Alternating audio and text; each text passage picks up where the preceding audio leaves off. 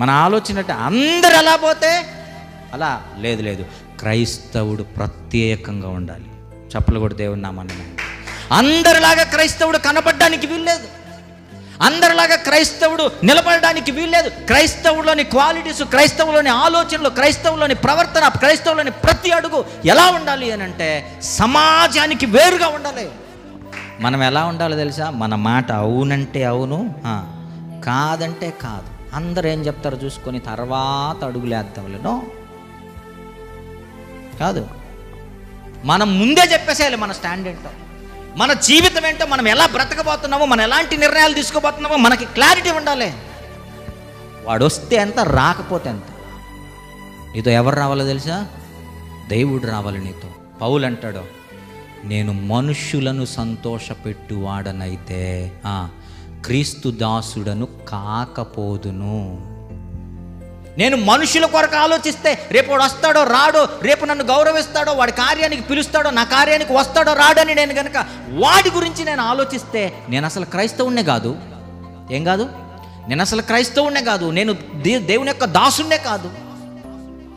నేను మనుషులను సంతోష పెట్టడానికి నేను చూస్తే నేను అసలు దేవునికి దాసుడనే కాకపోదును అని అంటాడు. అదే క్వాలిటీ ఎవరిలో కనపడుతుందంటే యెహోషువలో కనపడుతుంది. ఆయన అంటున్నాడు, మీరు ఎట్టన్నా పోండ్రా, ఇంతవరకు బ్రతిమాలను, నేను నా ఇంటి వారు మాత్రం నా నిర్ణయం ఏంటంటే, నా జీవితం ఏంటంటే మేము యెహోవానే ఫాలో అవుతాం. మీరందరూ వెళ్ళినట్టు మేము వెళ్ళాం, మీరందరూ బ్రతికినట్టు మేము బ్రతకం.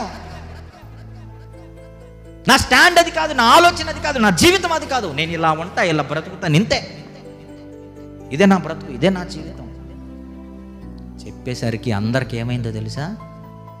గడ్డ వణుకొచ్చేసింది. గడగడ వణుకొచ్చి, ఒరే ఇంత క్లారిటీ మన బ్రతుకులో లేదేంట్రా?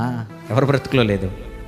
ఇశ్రాయేలు. ఇంత క్లారిటీ మన బ్రతుకులో లేదంటే మనం ఎలా బ్రతకాలో మనకు ఒక ఆలోచన లేదు, మన కుటుంబం ఎలా ఉండాలో మనకు ఒక ఆలోచన లేదు, మన పిల్లలు ఎలా ఉండాలో మనకు ఒక ఆలోచన లేదు, భవిష్యత్తులో మనం ఎలా ఉండాలి, ఎలా నడవాలి, మన బ్రతుకు ఎలా ఉండాలి, మన ప్రవర్తన ఎలా ఉండాలి, మన జీవితం ఎలా ఉండాలని మనకు ఒక క్లారిటీ లేదు. ఏంటి అసలు మన బ్రతుకులో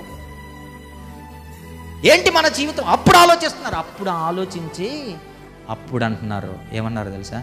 లేదు లేదు, దేవుడే కదా మనల్ని నడిపించింది, యెహోవాయే కదా మనల్ని నడిపించింది, మేమేం చేస్తామంటే యెహోవానే సేవిస్తామంటున్నారు. ఇప్పుడు ఎవరు చెప్పిన తర్వాత? యెహోషువ అన్న ఒక నాయకుడు నిలబడిన తర్వాత, నేను ఇలాగే బ్రతుకుతాను, ఇలాగే ఉంటాను అని ఆయన నిర్ణయించుకున్న తర్వాత, ఆయన